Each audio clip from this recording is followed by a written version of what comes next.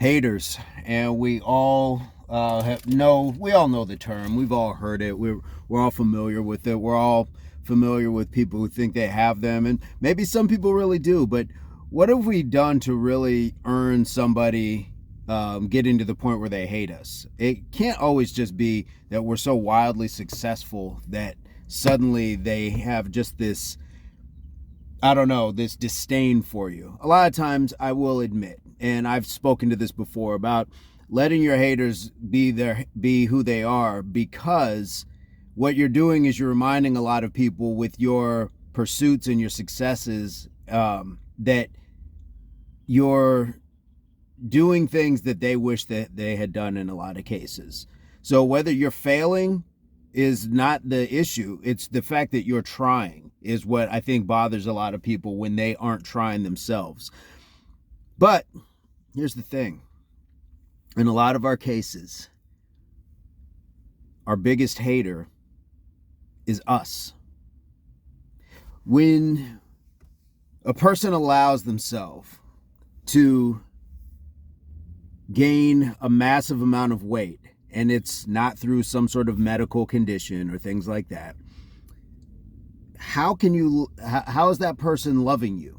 Because if an outside source did that to us, we would clearly label them a hater or something diabolical. So if you do it to yourself, you have to label yourself the same. Don't be your biggest hater.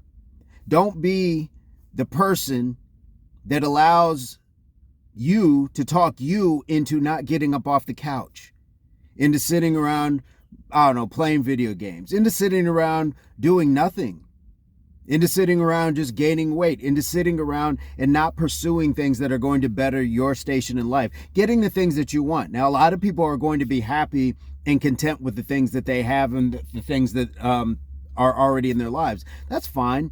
But for a lot of us, for a lot of you, don't let you be your greatest hater. And of course we are, because we already say it. We are our own harshest critic.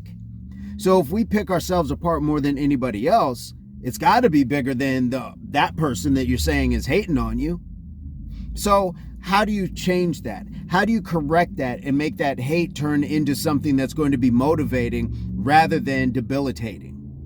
Because we all can cripple ourselves by continuing to talk ourselves down. Man, you're not good enough for that. Look, those guys are way better than you. Or she's not going to go for you. Look, she's too hot. She's not going to go for a guy that makes this much money or is only this tall or is built like this. How do you know?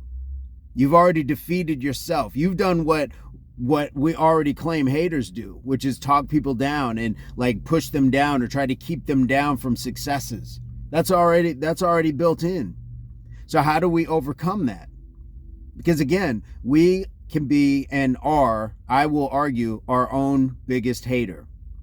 Somebody outside of us doesn't have the same access to us. So if you are at school, in the locker room, at work, at the club, whatever, and there's that person that's not you hating on you, talking about your clothes, talking about your jump shot, talking about your car, talking about whatever the grades that you got, anything. You only are around them for a certain amount of time. But you are with you every waking minute. And that's the most poignant reason why we can be our biggest hater. Because we have access to ourselves, to our confidence, and to beat that confidence down all the time. And a lot of times we will look at an external source and say, I'm going to consider that your jump shot's not that great either. Or you got friends that'll say, don't listen to them. But it's harder when that voice is inside of us, when it's talking about our heart, when it's challenging everything that we think or feel that we have an opportunity to at least try, and there's that doubt already telling you. Because the only way an external hater and any of those places that I mentioned has a shot to really get at you is when you put yourself out there. But the hater inside of us often shuts that down before you even put that art in that gallery or try to shop that book. or try to put yourself out into music, or try to put yourself out there on the football field. Any of those things. I'm using examples for myself because I've held myself back. I've allowed that my inner hater too, my biggest hater being me, has kept me from doing a lot of the things that I would want to. Now, there's some other things that I've done where I know that I overcame that hate immediately, because in a lot of cases it wasn't about pursuing things that I had like an interest in. It was things I had to do. There was no doubt about it. And there's a difference. I think some things we just know we have to get up and do, but then there's other places where you ascend to want a little bit more, and then we start talking to ourselves, or that voice starts talking, and it often will tell us, maybe you don't deserve that. Did you work hard enough for it? Or you don't have what it takes to get that. Man, look at that guy. You're not him. But that person wasn't the person before him. So anytime you want to step up, your step is unique.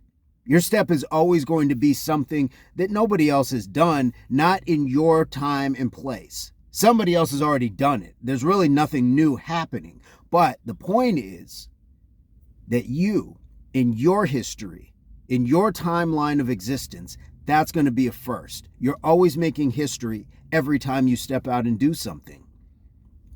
Don't let that hater talk you out of doing some fantastic things. And whether it is Grammy Award winning, or it's just quietly getting a degree, or quietly getting your home, or quietly getting a different car. It doesn't even have to be a new car or a new home, or you don't have to be valedictorian. Once you have like put yourself up on a level that you weren't at before, these are wins.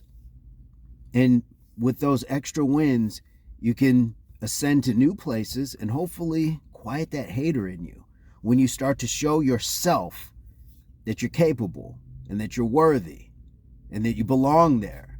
Because the people that are already there, they were down where you were at too. Nobody really just starts at the top.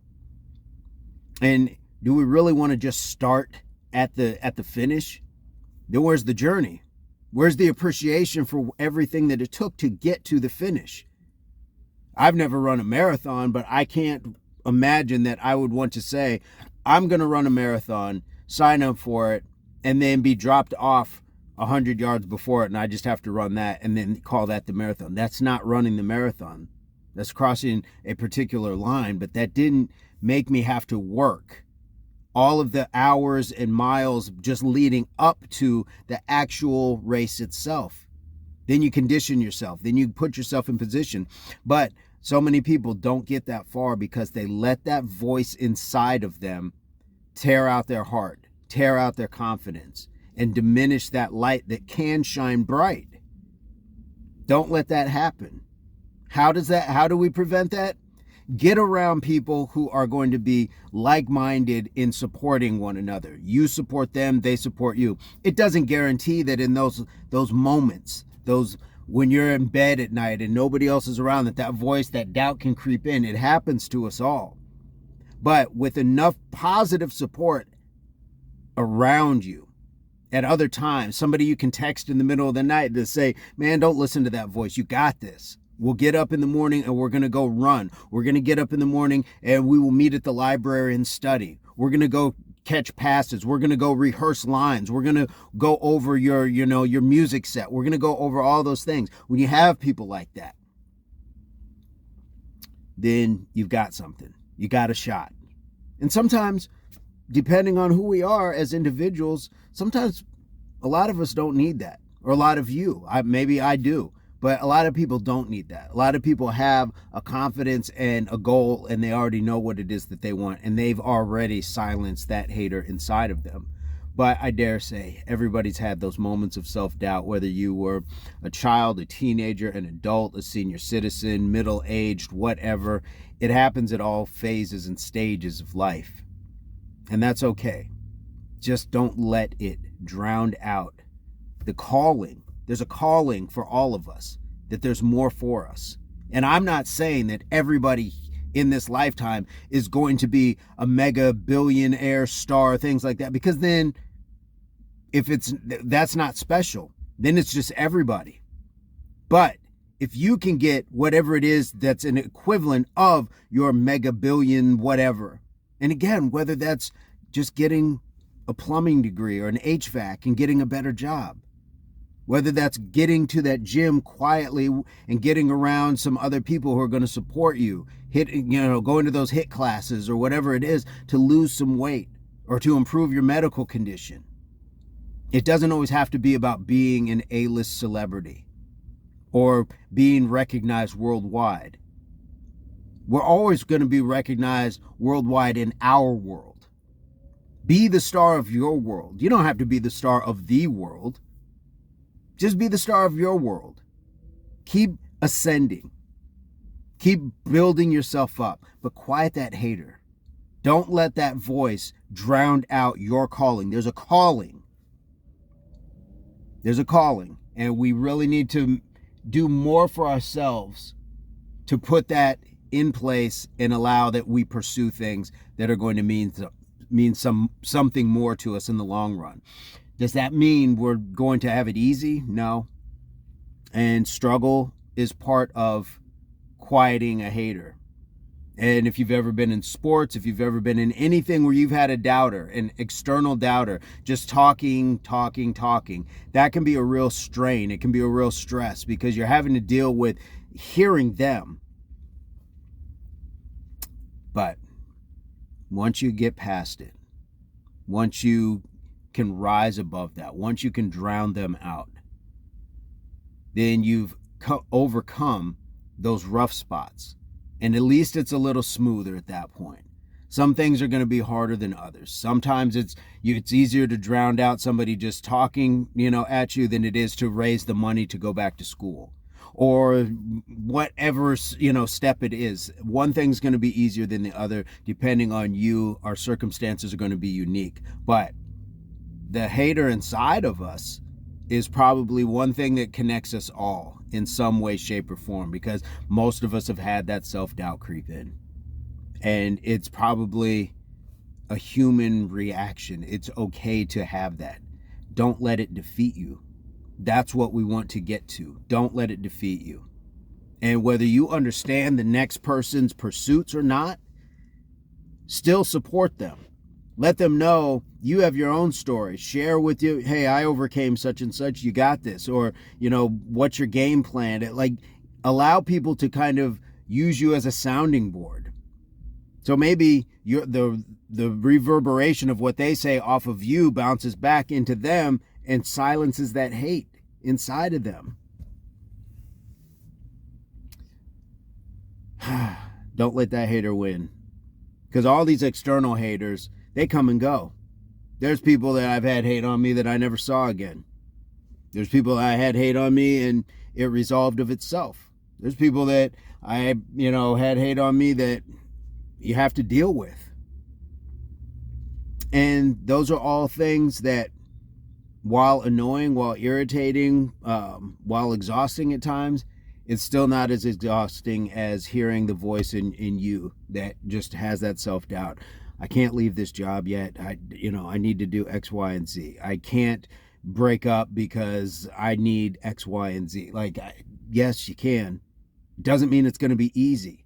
But if you recognize it and you're already telling yourself that this job is not for me, this relationship is not for me, this house or this whatever is not for me, you've already internally started making the adjustment that some change needs to happen.